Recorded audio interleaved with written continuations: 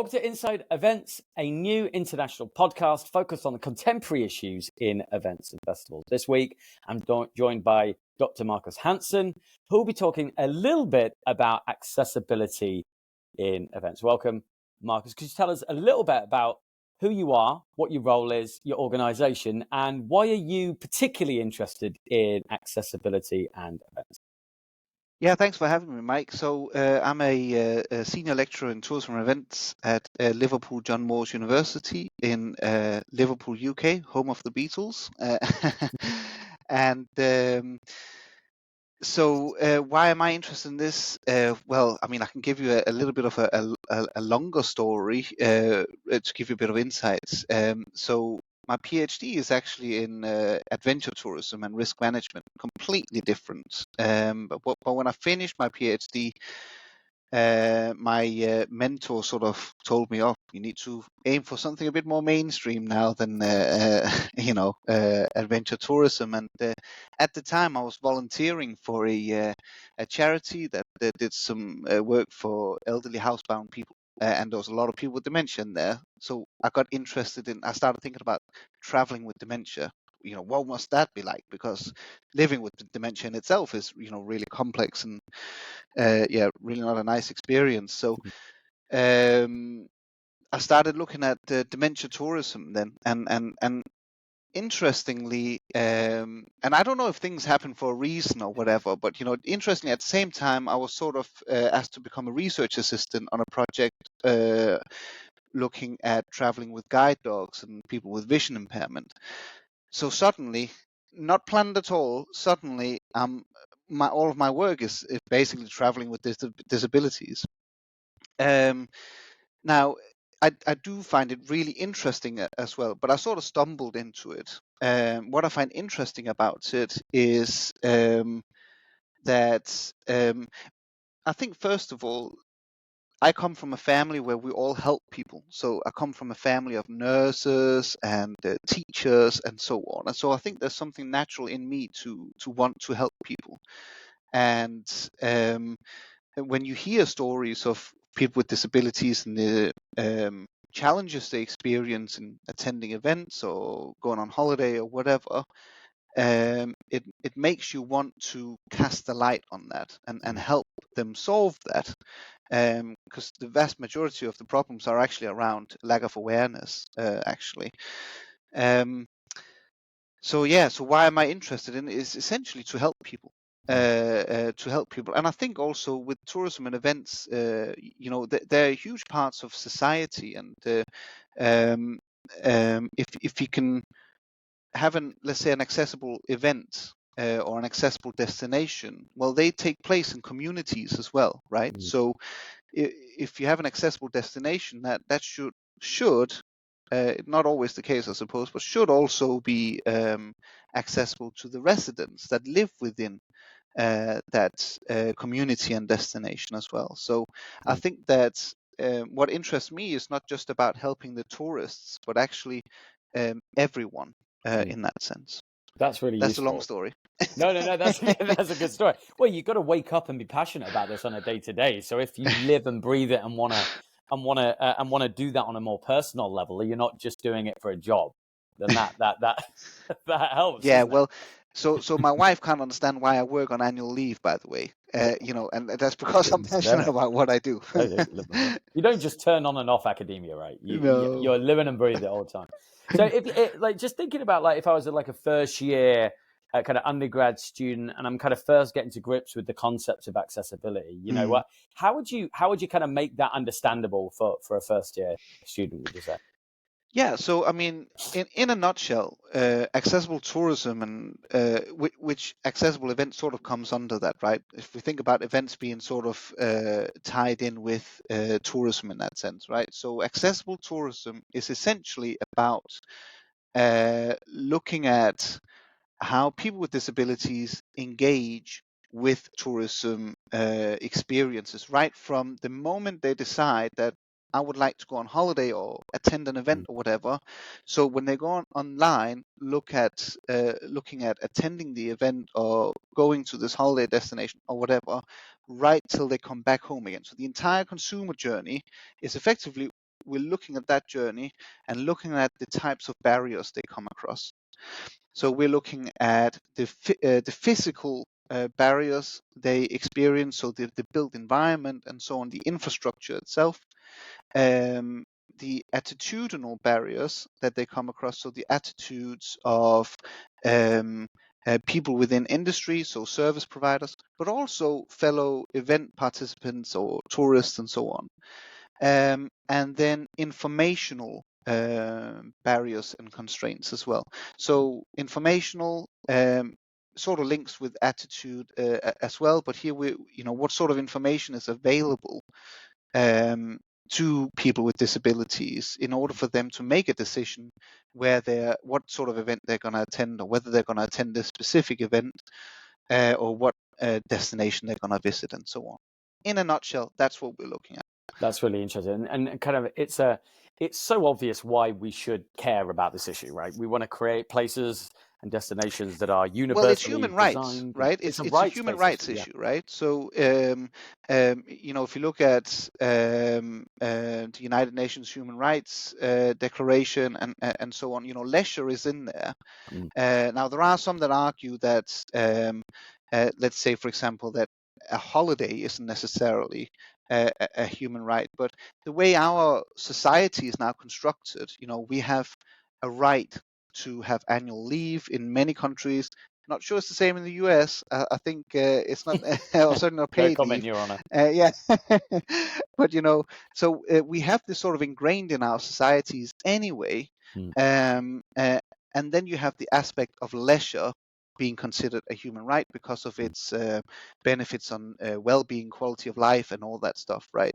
So to many people, it's considered a human right. And then, of course, you've got the legislation in place as well in many countries as well. Now, we can talk policy and all that stuff and how strong that actually is, but that I don't know if we have time for that today. But there is policy in place. Not very good policy, but there is policy in place to protect the rights as well of people with disabilities.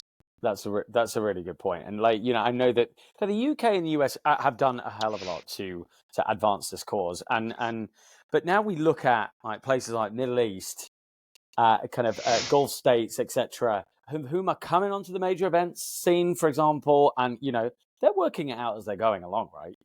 There's only a certain amount of knowledge that they have in order to make sure that their venues are accessible. But they can see the previous models that we've got. They can learn, they can advance what they know and build stadiums and build events that build on all that we've learned, right? Yeah, I mean, they're playing a bit of catch up in many ways. It's not that long ago that we as a society looked at disability as someone who should be locked up. People with cerebral palsy were being locked up in the 70s, I think. I might have got the decade wrong, but I'm pretty sure it's around the 70s still. So I know that sounds like a long time ago, but it's actually not that long time ago. So there's a lot of societies that are still playing catch up. And what's great with events is that we can use events to sort of shine a light on a social issue or society issue, and look at how we can improve that issue through events, particularly mega events. We see that with Paris 24, for example, where they're looking at inclusion and really improving attitudes towards people with disabilities around the games. So, for example, for the Paralympic Games, they've got this, which I think is a really cool thing they've done, where they give out free tickets for the Paralympic Games for teenagers, I think, or young adults, shall we say, for them to go as participants, obviously, but also for them to become more aware of disability and how it affects people, but also that you can still achieve things with a disability in life. So, we can use these mega events to create a better society. But obviously, there are certain parts of the world where that they're catching up still. Yeah, yeah, and it's interesting. The youth, the next generation of people. They're the next generation of citizens, population, Yeah. but they're also the next generation of managers who will Yeah, and hopefully that's why think it's more so socially important what conscious. we're doing as well as educators, right? Because, Mm, the one thing that all the research at the moment, and we can talk about next steps in future research and so on, but one thing that all the research talks about at the moment is, a need for better education and better awareness among tourism and event managers. mm, And obviously, as educators, we play a key role in that. So, mm, making sure that accessibility is actually a key part in curriculum, and not mm, just an anecdote that gets mentioned mm, in week 7 of whatever module. That actually because it has right from risk management of an event to the sort of the creating quality experiences for everyone. mm, mm. So you can actually incorporate it in pretty much everything that you teach in an event management degree, if you like. I agree completely. And if we think about, if we're trying to teach the next generation, what are the kind of some of the future trends, would you say, Marcus, that we need to kind of think about in a couple of Yeah, minutes? so I mean, we've come a long way in from an academic perspective. From an academic perspective, we've come a long way over the last 10 or 15 years, looking at accessibility and so on. As a society, we've still got a long way to go, and we also still have a long way to go academically in terms of creating an accessible society, right? And I think what I would like to see is that we're sort of a little bit at a standstill at the moment. We've had a lot of development academically, and how we think about the sort of the methodologies around disability. We've seen a lot of development around that in the last 10, 15 years or so.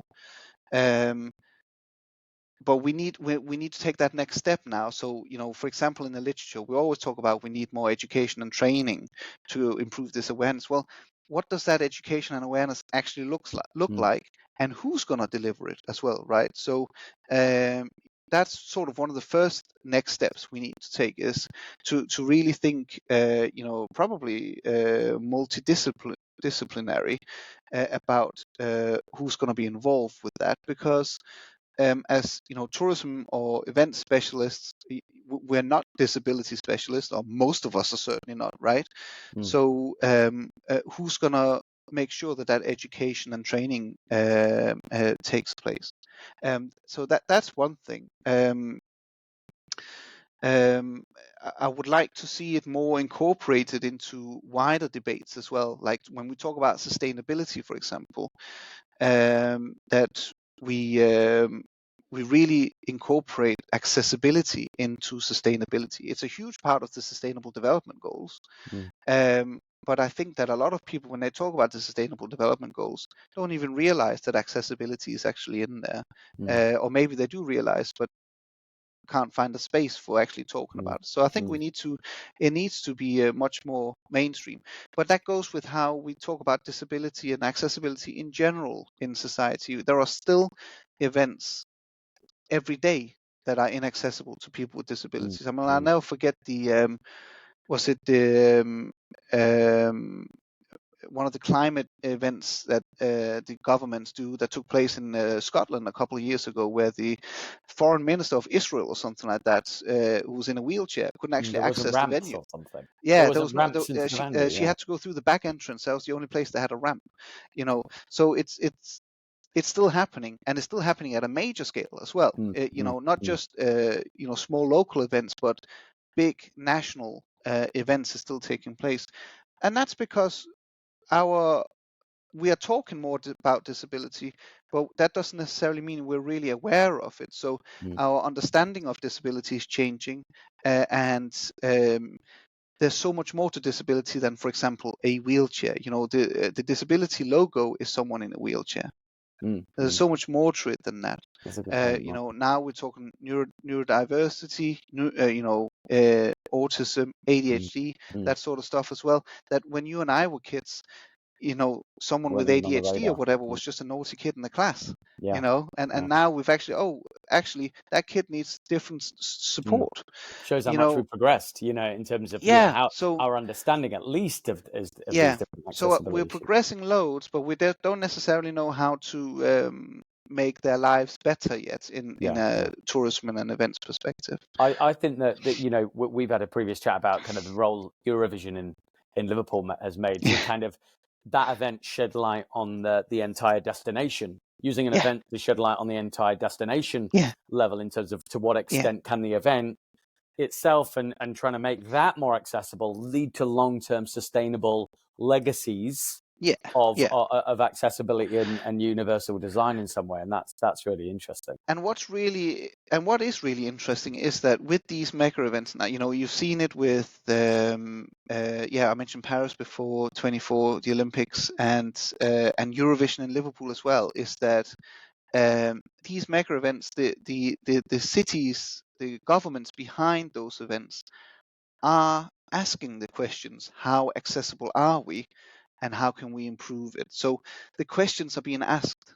That's not to say that we are accessible, but the questions are at least being asked now, which is a huge development in itself as well. So It's it's not all doom and gloom, but we have a long way to come yet, or to go yet, if that makes sense. Yeah, completely.